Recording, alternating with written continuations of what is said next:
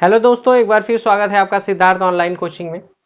आज हमें पढ़ना है Coulomb's line vector form. Coulomb's law हम लोग पढ़ चुके हैं कि दो चार्जेस के बीच लगने वाला अट्रैक्शन या रिपल्सन फोर्स उनके चार्जेस के मल्टीप्लिकेशन के डायरेक्टली प्रोपोर्शनल तथा उनके बीच की डिस्टेंस के स्क्वायर के इनवर्सली प्रोपोर्शनल होता है। कल ये सब बातें हो चुकी थी। जैसे ये कोई चार्ज है, चार्ज हो गया Q1 और दूसरा चार्ज यहाँ पे हो गया Q2।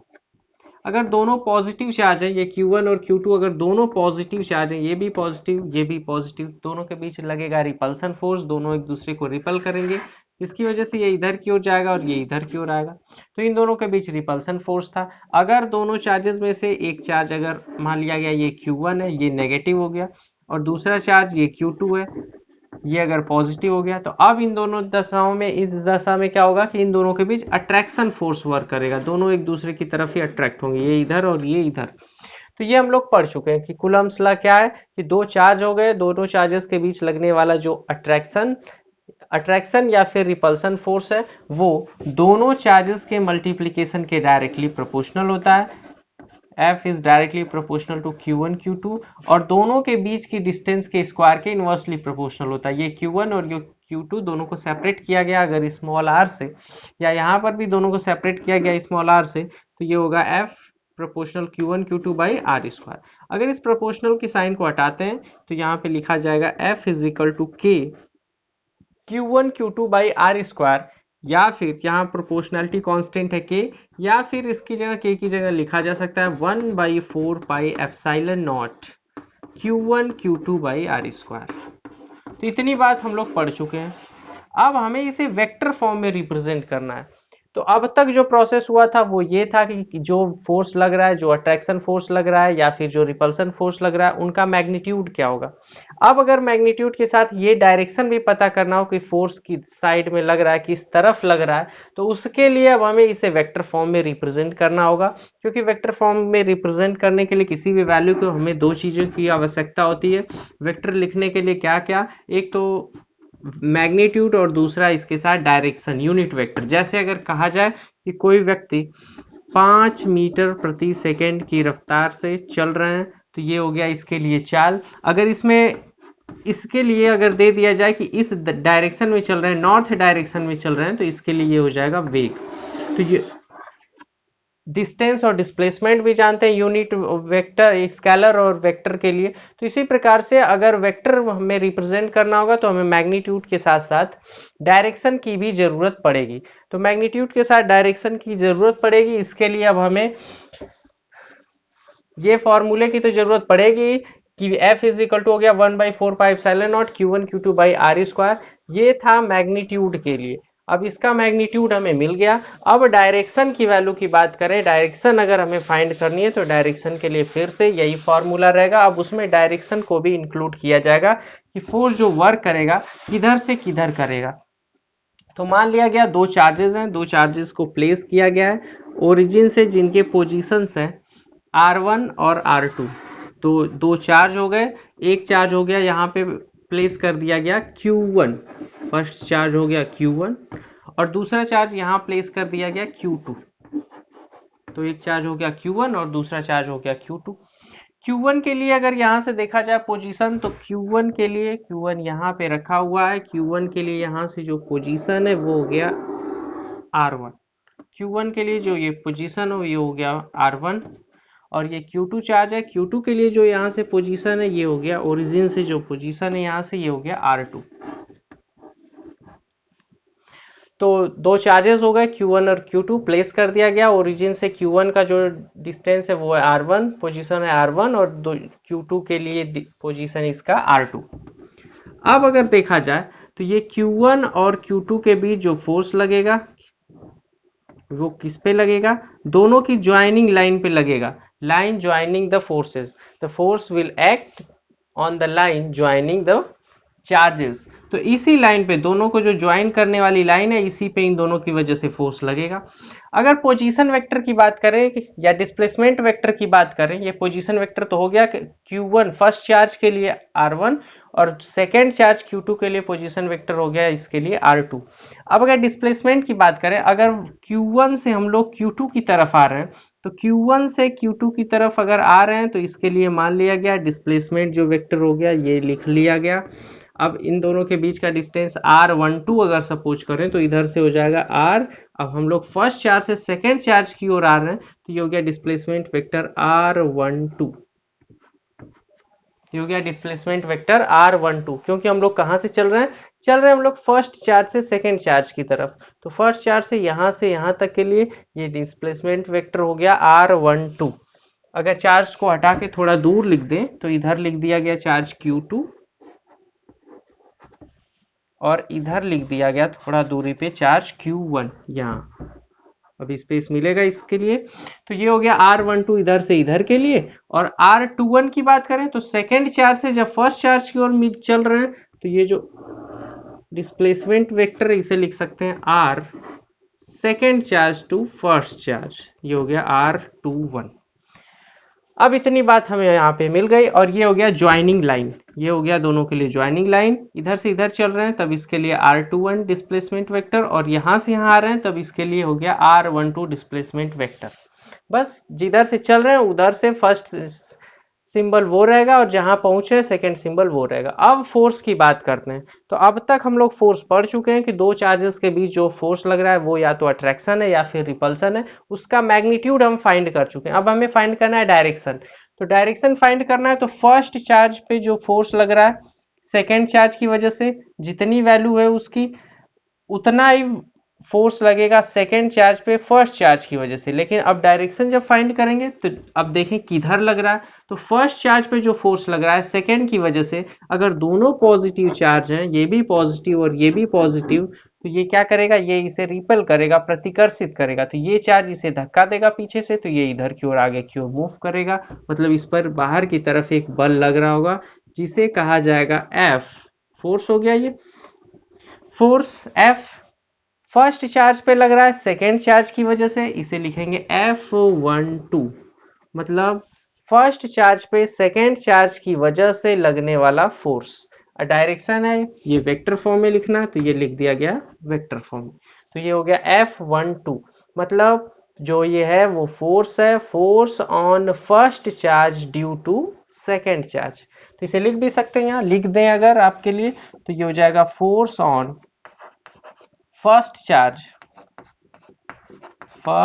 चार्ज या फोर्स ऑन Q1 क्या लें, फर्स्ट चार्ज क्या है Q1, ठीक है, ब्रैकेट में लिख दे रहे हैं force on first charge Q1 due to second charge. और इसे क्या लिया जाएगा, सेकेंड चार्ज कौन है Q2। तो इस फोर्स को क्या कह रहे हैं, फोर्स ऑन फर्स्ट चार्ज। तो फोर्स ऑन किस पर, first charge due to second charge, और ये वेक्टर फॉर्म में लिखना है तो इसे लिखा जाएगा F12। इसी प्रकार से अगर देखा जाए सेकेंड चार्ज Q2 पर फोर्स किसकी वजह से लगेगा, Q1 की वजह से, क्योंकि ये भी पॉजिटिव है ये भी पॉजिटिव है। तो अगर ये पॉजिटिव चार्ज है तो ये इसे रिपल करेगा, प्रतिकर्षित करेगा, तो ये आगे की ओर इधर की ओर आएगा। अब किस पे चार्ज लग रहा है, किस पे फोर्स लग रहा है, फोर्स तो लग रहा है किस पे, सेकेंड चार्ज पे F2। किसकी वजह से लग रहा है, फर्स्ट चार्ज की वजह से, ये हो गया F21। इतना तो हो गया ये पूरा का पूरा डायग्राम। अब अगर इसे भी लिखें तो लिख सकते हैं फोर्स ऑन सेकेंड चार्ज, क्या लिखेंगे, फोर्स ऑन सेकेंड चार्ज मतलब Q2 due to first charge कौन है Q1, due to first charge Q1। और इसे रिप्रेजेंट किससे करेंगे, तो फोर्स जो लग रहा है वो सेकेंड चार्ज पे लग रहा है फर्स्ट चार्ज की वजह से, इसे लिखेंगे F21, वेक्टर फॉर्म में लिख लिया गया ये F21। तो यहां से भी देख रहे हैं कि जो फोर्स है दोनों का मैग्नीट्यूड तो बराबर है, लेकिन जो डायरेक्शन है, क्योंकि फर्स्ट चार्ज पे ही फोर्स लग रहा है सेकंड की वजह से और दूसरा सेकंड पे लग रहा है फर्स्ट की वजह से, तो दोनों का मैग्नीट्यूड तो बराबर होगा और डायरेक्शन अपोजिट होगा। इसी बात को हमें वेक्टर फॉर्म में रिप्रेजेंट करना है।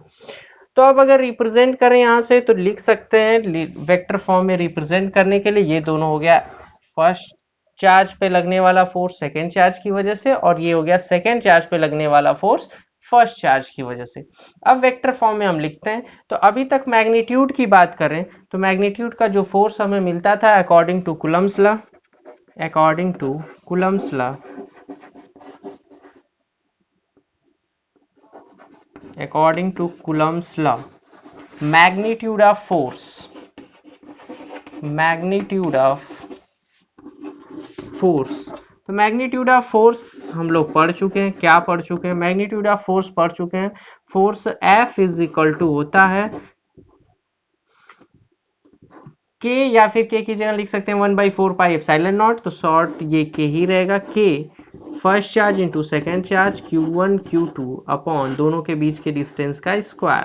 तो ये तो हो गया इसके लिए magnitude. F is equal to K Q1 Q2 by R square. इतनी कहानी हो चुकी है। अब हमें इसे रिप्रेजेंट करना है वेक्टर फॉर्म में, क्योंकि हमें पता करना है इसका डायरेक्शन। तो डायरेक्शन पता करने के लिए इसे वेक्टर फॉर्म में लिखना पड़ेगा। अब वेक्टर फॉर्म में लिखने के लिए पहले हम लोग लिखते हैं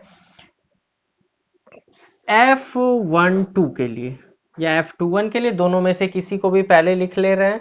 तो स्पेस कम है, सब कुछ डिलीट करके उसके बाद इसे तो लिख दिए force on Q1 due to Q2। तो force on first charge due to second charge, तो फोर्स मतलब F फर्स्ट चार्ज पे लग रहा है तो F1, किसकी वजह से? सेकेंड चार्ज की वजह से, तो F2। और वेक्टर फॉर्म में रिप्रेजेंट करने के लिए ये लगा दिया गया एरो। अब इसमें हमें चाहिए वेक्टर फॉर्म में F12, क्योंकि इससे पहले भी हम लोगों को फोर्स का मैग्नीट्यूड मिल चुका है। फोर्स का जो मैग्नीट्यूड है वो कितना है? वो F is equal to K Q1 Q2 by R square, Q1 Q2 by R square. तो F है ही, F की जो वैल्यू है वो इतना इस पे फर्स्ट चार्ज पे भी लगेगा, उतना ही सेकंड चार्ज पे भी लगेगा। मैग्नीट्यूड तो हमारे पास था ही। अब इसे वेक्टर फॉर्म में लिखना है। अब इसके साथ साथ मतलब मैग्नीट्यूड के साथ साथ हमें डायरेक्शन भी चाहिए, तो इसलिए इसे लिख दिया गया F12 मतलब फर्स्ट पर सेकंड की वजह से लगने वाला फोर्स। अब इसके लिए फॉर्मूला लिखें तो वही 1/4 pi epsilon naught Q1 Q2 by R square, या फिर K Q1 Q2 मतलब दोनों चार्जेस के मल्टीप्लिकेशन के डायरेक्टली प्रोपोर्शनल तथा उनके बीच के डिस्टेंस, अब उनके बीच के डिस्टेंस के स्क्वायर के इनवर्सली प्रोपोर्शनल होता है। अब इन दोनों के बीच, दोनों चार्जेस के बीच के डिस्टेंस की बात करें तो अगर डिस्टेंस की बात करें, ये डिस्प्लेसमेंट वेक्टर है R21 या R12 है। दोनों की अगर मैग्नीट्यूड की बात करें तो मैग्नीट्यूड अगर दोनों का देखें तो सेम टू सेम ही होगा, क्योंकि ये हो गया R12 वेक्टर R12। इसके लिए अगर वैल्यू देखें तो इसकी वैल्यू होगी, जो इसका मैग्नीट्यूड होगा ये होगा R12। मान लिया गया इसकी जो डिस्टेंस है वो हो गई R, तो R12 is equal vector R12 is equal to R12 लिख सकते हैं या फिर R लिख सकते हैं। सिमिलरली इसी प्रकार से अगर R21 को लिखें, R21 तो vector R21 is equal to क्या लिखा जा सकता है? R21 की जगह भी लिख सकते हैं वेक्टर R21 के लिए इसका मैग्नीट्यूड लिख सकते हैं, इसका मैग्नीट्यूड होगा R21। तो R12 से यहाँ तक की अगर डिस्टेंस R है तो R21 की भी यहाँ से डिस्टेंस, यहाँ से यहाँ तक की डिस्टेंस क्या होगी?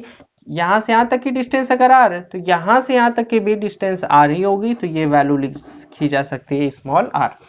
तो अब फोर्स के लिए हम लोग फॉर्मूला जानते हैं, K इंटू दोनों चार्जेस का मल्टीप्लीकेशन अपॉन दोनों के बीच के डिस्टेंस का स्क्वायर। तो दोनों के बीच के डिस्टेंस का स्क्वायर F12 के लिए वैसे R21 लिख सकते हैं। F12 इधर की ओर है तो इधर की ओर डिस्प्लेसमेंट वेक्टर है R21 का स्क्वायर कर दें, इसका भी हमें लिखना होगा मैग्नीट्यूड। अब मैग्नीट्यूड का डायरेक्ट स्क्वायर लिखें तो R21 वेक्टर R21 का स्क्वायर लिखें या इसे डायरेक्ट लिख दें R, तो इसे R ही लिख दिए, ये हो गया R का स्क्वायर इनटू। अब इसके साथ हमें चाहिए इसका यूनिट वेक्टर। तो यूनिट वेक्टर एकांक सदिश अगर फाइंड करना है तो F12 के लिए यूनिट वेक्टर जो फाइंड करना होगा इस डायरेक्शन में यूनिट वेक्टर क्या है? यूनिट वेक्टर है R21। तो R21 और यूनिट वेक्टर को रिप्रेजेंट करते हैं कैप से। और हम जानते हैं किसी भी वेक्टर के लिए अगर उसका यूनिट वेक्टर फाइंड करें, जैसे R21 को ही फाइंड करना, यही फाइंड कर दे रहे हैं, तो R21 इज इक्वल टू लिखा जा सकता है unit vector R21 is equal to vector R21 यहां लिख दे रहे हैं। किसी भी वेक्टर का अगर यूनिट वेक्टर फाइंड करना हो तो लिखते हैं वो वेक्टर, तो vector R21 upon mod of vector, तो मॉड ऑफ वेक्टर मॉडुलस इसका फाइंड करें तो R21 का मॉडुलस मतलब इसकी वैल्यू कितनी है? R। तो ये हो जाएगा unit vector R21 is equal to vector R21 upon R. तो इसकी जगह अगर वैल्यू प्लेस करें तो ये लिखा जा सकता है के Q1 Q2 by R square into, और इस यूनिट वेक्टर की वैल्यू रख दी, ये हो गया R21 अपॉन आर।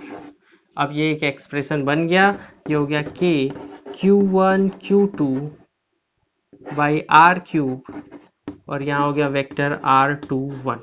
इसे बना लिया गया इक्वेशन नंबर फर्स्ट, इसे बना लिया गया इक्वेशन नंबर फर्स्ट। अब ये हमें मिल गया force on first charge due to second charge. क्या किया गया? कुछ नहीं किया गया, बस केवल मैग्नीट्यूड रखा गया और इसमें यूनिट वेक्टर, डायरेक्शन के लिए यूनिट वेक्टर का इसमें मल्टीप्लाई किया गया।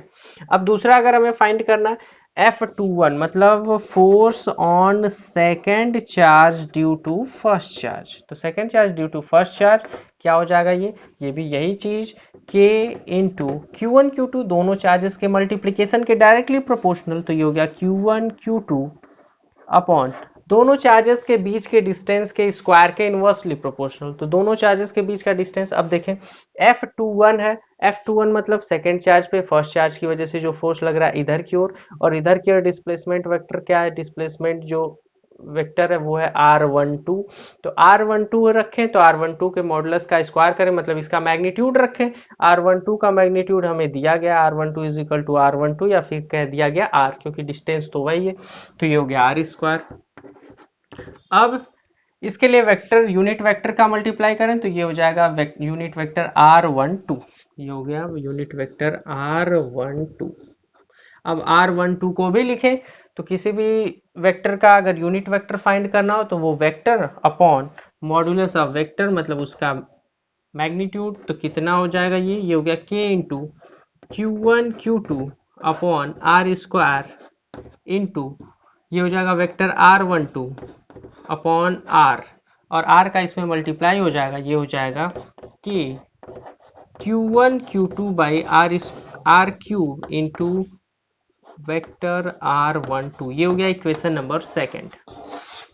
तो दो इक्वेशन हम लोगों के पास मिल गए। दो इक्वेशन में फर्स्ट इक्वेशन हो गया F12 की वैल्यू मिल गई यहाँ पे फर्स्ट इक्वेशन में, और दूसरे इक्वेशन में हमें वैल्यू मिल गई F21 की, दोनों वैल्यूज मिल गई। अब उसके बाद अगर R21 की वैल्यू मिल जाए या R12 की वैल्यू मिल जाए तो हम लोगों का ये काम बन जाएगा कि पूरा एक्सप्रेशन होगा क्या। तो आगे बढ़ते हैं, इसे, ये इसका काम खत्म ही है, यहीं पे अब इसे सॉल्व कर ले रहे हैं। तो अगर इक्वेशन नंबर सेकंड से ही देखा जाए या फर्स्ट से ही देखा जाए, फर्स्ट से देखा जाए, एक चीज और देख सकते हैं, लॉ ऑफ वेक्टर एडिशन के अकॉर्डिंग हम जानते हैं ट्रायंगल एडिशन की वजह से अगर किसी भी ट्रायंगल के दो एडजेसेंट साइड्स को किसी भी वेक्टर से रिप्रेजेंट किया जाए तो जो थर्ड साइड है वो उसके रिजल्टेंट को रिप्रेजेंट करेगा। तो ये हो गया एक वेक्टर इधर से इधर की ओर, दूसरा हमें वेक्टर चाहिए एडजेसेंट साइड से इधर की ओर। तो इधर से इधर की ओर वर्क करने वाला वेक्टर देखते हैं। तो इधर से इधर की ओर वर्क कर रहा है ये, जिसका नाम है R21। तो बाई ट्रायंगल मेथड से अगर इसे देखा जाए तो ट्रायंगल मेथड से ये हो जाएगा वेक्टर R2, वेक्टर R2 पढ़े भी होंगे आप इसे, प्लस ये इसके एडजेसेंट साइड, ट्रायंगल के दो एडजेसेंट साइड से जो लगे हुए वेक्टर्स हैं वो थर्ड, इन दोनों का सम थर्ड के इक्वल होगा। तो ये हो गया R2 प्लस इधर से इधर की ओर चलें तो ये हो जाएगा R21 plus vector R21 is equal to, अब इन दोनों के सम के बराबर कौन सा होगा? थर्ड वेक्टर, इसका एम्पलीट्यूड रिप्रेजेंट करेगा। ये कितना? ये है R1, इसका रिजल्टेंट हो गया R1। तो रिजल्टेंट हम लोग फाइंड कर लिए। यहां से अगर R21 की वैल्यू देखें तो R21 की वैल्यू मिल जाएगी, R21 इज इक्वल टू हो गया vector R21 is equal to R1, और ये R2 उधर चला जाएगा, ये हो गया माइनस R2, तो वेक्टर R1 माइनस R2। तो R21 की वैल्यू हो गई R1 माइनस R2। सिमिलरली इसी प्रकार से R12 की वैल्यू फाइंड की जा सकती है। R12 इज इक्वल टू हो जाएगा R2 माइनस R1, तो वेक्टर R2 माइनस R1। अब इन दोनों इक्वेशंस में से किसी भी इक्वेशन को हम लोग उठाएंगे, उसे सॉल्व करेंगे और हमें पूरी की पूरी वैल्यू मिल जाएगी। ये वेक्टर फॉर्म में कूलम्स लॉ में एक्सप्रेस कर लेंगे। तो अगर इक्वेशन नंबर फर्स्ट से ही शुरू करते हैं, इधर का इरेज कर दे रहे हैं, तो बाय इक्वेशन नंबर फर्स्ट शुरू करते हैं, by equation number first. By equation number first. Equation number first क्या है? फर्स्ट नंबर है f, इक्वेशन नंबर फर्स्ट है F12 इज इक्वल टू क्या है ये k Q1 Q2 by R cube into यह वेक्टर R21, वेक्टर R21। अगर इसमें R21 की वैल्यू प्लेस की जाए तो R21 की वैल्यू है हमारे पास R1 माइनस R2, तो R1 माइनस R2 है तो ये वैल्यू प्लेस कर दी, ये हो गया F12 is equal to K Q1 Q2 by R cube into R21 की जगह वैल्यू रख दिया गया, R21 की जगह वैल्यू रख दी R1 vector R1 minus vector R2। अब अगर दूसरे इक्वेशन में इसे प्लेस करना हो तो हमारे पास दूसरा जो वैल्यू है वो है R2 minus R1। R2 minus R1 करने के लिए इसे क्या करना होगा, इसमें से माइनस कॉमन ले लें, तो माइनस अगर कॉमन ले लेते हैं तो ये हो जाएगा माइनस कॉमन हो गया बाहर, ये हो गया minus K Q1 Q2 by R cube. अब ये हो गया माइनस R1 प्लस R2 क्योंकि माइनस कॉमन हो गया, तो ये हो गया माइनस R1 प्लस R2, तो प्लस वाले को पहले लिख दे रहे हैं, प्लस वाला पहले, ये हो गया R2 माइनस यहाँ से ये हो गया वेक्टर R1। अब अगर देखा जाए तो ये हो गया minus K Q1 Q2 by R cube R2 minus R1, और वेक्टर R2 माइनस R1 किसकी वैल्यू है, यहाँ से अगर देखें तो R2 माइनस R1 वैल्यू है R12 की, वेक्टर R12 की, तो ये भी वैल्यू प्लेस की जा सकती है यहाँ, तो अगर इसे प्लेस करें तो ये हो गया minus K Q1 Q2 by R cube into ये हो गया वेक्टर R12।